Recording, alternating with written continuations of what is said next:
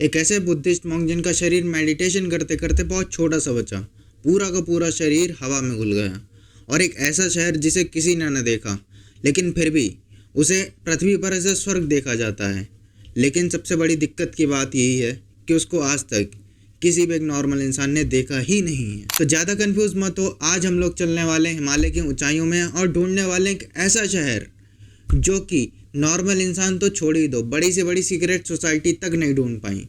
तो अगर आ ही गया उस वीडियो पर तो वीडियो को लाइक कर लेना। अगर चैनल पर नए हो तो चैनल को सब्सक्राइब ज़रूर से कर लेना, कुछ ऐसा ही कंटेंट और भी देखने के लिए। फिलहाल अब हम लोग आते हैं अपने मुद्दे पर। हिमालय के पर्वत की ऊंचाइयों पर तिब्बतियन बुद्धिस्ट मॉन्क मेडिटेशन की चरम ऊंचाइयों पर पहुंचते हैं।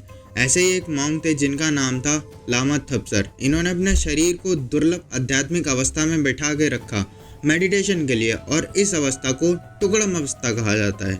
और ये अवस्था कुछ 100 साल पुरानी नहीं है, बल्कि 10,000 साल पुरानी है। इस अवस्था में जब मॉन्क बैठे और अपने मेडिटेशन की चरम सीमा पर पहुंचने लगे तो उनका पूरा का पूरा शरीर पंचतत्व में विलीन होने लगा था।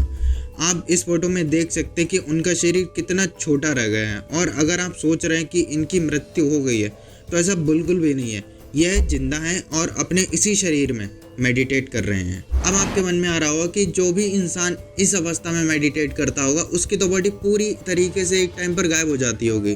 तो मैं आपको बता दूं कि टुकड़म अवस्था की जो फाइनल स्टेज होती है उसे कहा जाता है रेनबो बॉडी। धीरे धीरे पूरी बॉडी पंचतत्व में विलीन हो जाती है, हवा में विलीन हो जाती है।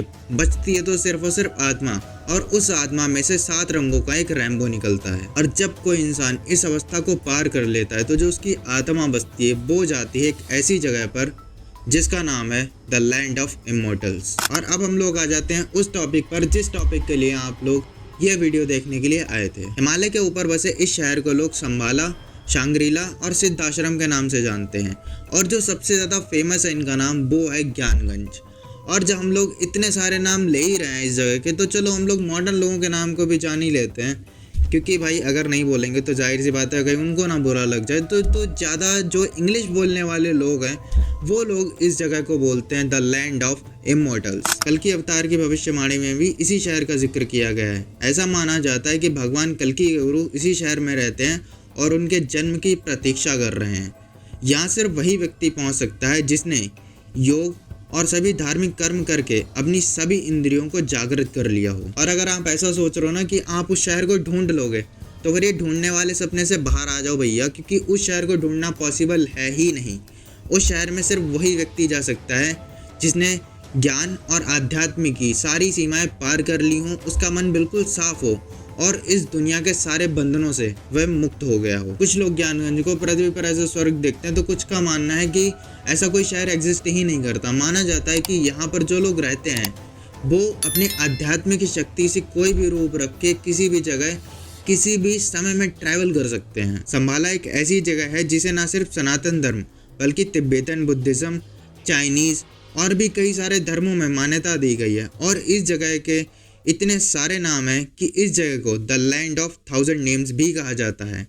अमेरिकन से लेकर जर्मन, नाजिश हर कोई इस जगह की खोज में हिमालय आया, लेकिन संभाला आज भी एक गहरा रहस्य बनकर खड़ा है। अब आपके मन में आ रहा हो कि अगर संभाला इतना बड़ा राज है खुद में, और ना ही तो अगर कोई वहाँ भी इंसान गया है, तो फिर आदित्य आपको इतना सब कुछ कैसे पता है इस शहर के बारे में?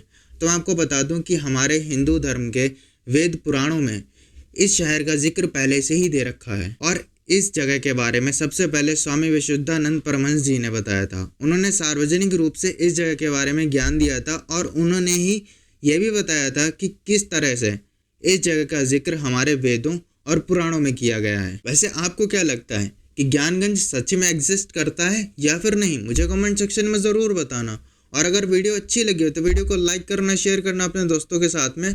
और अगर चैनल पर नए हो तो चैनल को सब्सक्राइब ज़रूर से कर लेना, कुछ ऐसा ही कंटेंट और भी देखने के लिए। फिलहाल मैं आपसे मिलता हूँ नेक्स्ट वीडियो में, जब तक के लिए गुड बाय।